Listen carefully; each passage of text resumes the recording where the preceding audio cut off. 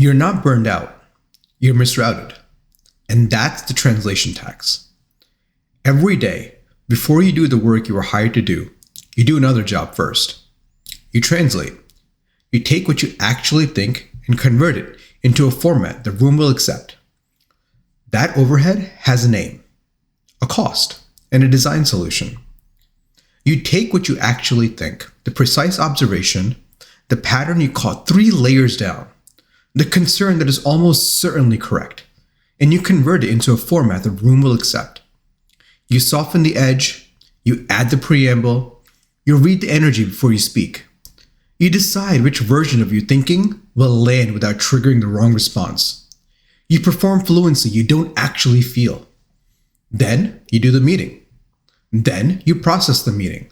Then you debrief yourself on whether what happened was what it looked like, or whether you misread something, or whether the thing that seemed fine was actually not fine. By the time you get to the actual work, the judgment call, the analysis, the decision that needed your full cognitive capacity, you've already spent a significant portion of it. Not on the work, on the overhead around the work. That is the translation tax. The distinction that matters, and I want to be precise about something, because this argument is easy to misread. Emotional intelligence is a real leadership requirement. Reading a room, calibrating communication, understanding what someone actually needs from an interaction. These are not optional skills. They matter. I'm not arguing against them.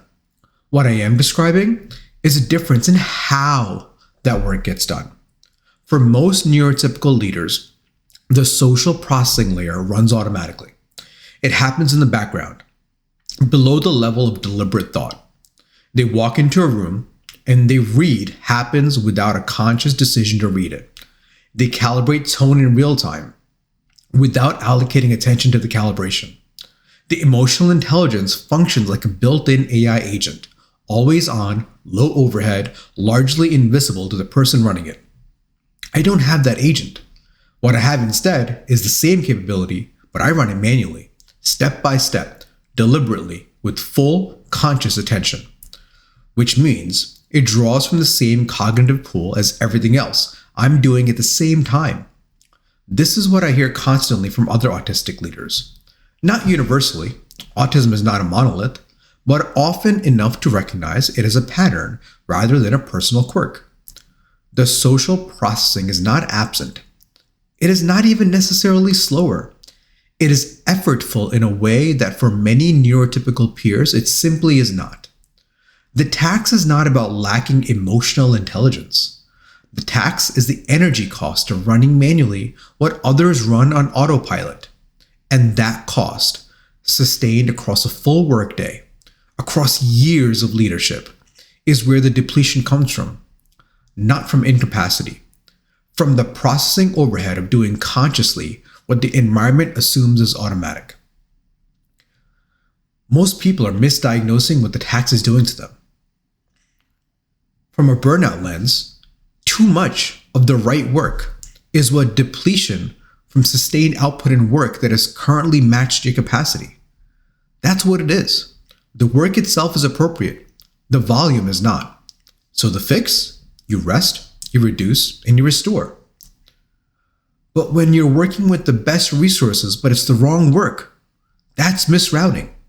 That's depletion from deploying your highest capacity cognitive resources on work that doesn't require them. The volume may be manageable. The allocation is not. So the fix? You redesign the routing. The distinction matters because the fix is different. Rest does not solve a routing error. You can step back for 2 weeks and return to the same system and be depleted within days, because the system that misrouted you is still there, unchanged. Here's what the tax looks like. You have a meeting at 2 p.m. Before it, you spend 15 minutes drafting a message to clarify what kind of input is expected, because the agenda doesn't tell you, and walking in uncertain has a cost. You spend another 10 minutes thinking about how to frame the concern you need to raise so it doesn't get dismissed before it's heard.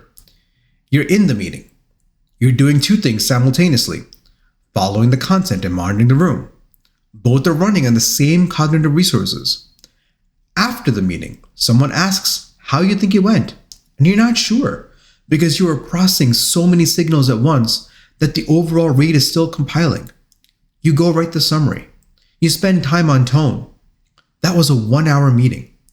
The translation overhead before, during, after was another 90 minutes of prefrontal cortex work, and none of it appears on a productivity dashboard.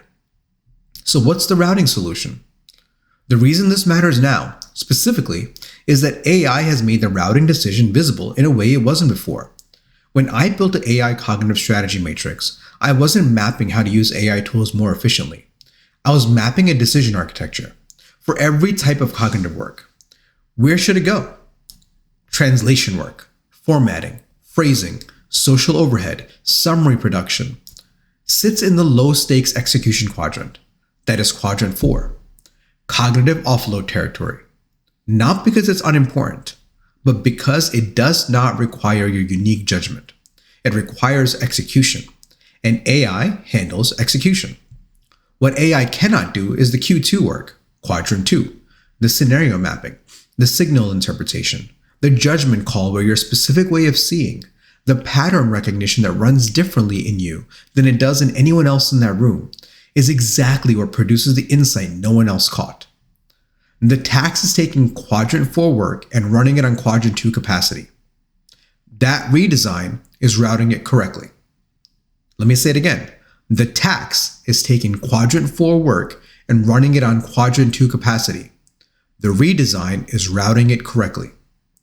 For neurodivergent leaders, the translation tax is highest for a structural reason. The environment was not designed for your cognitive architecture.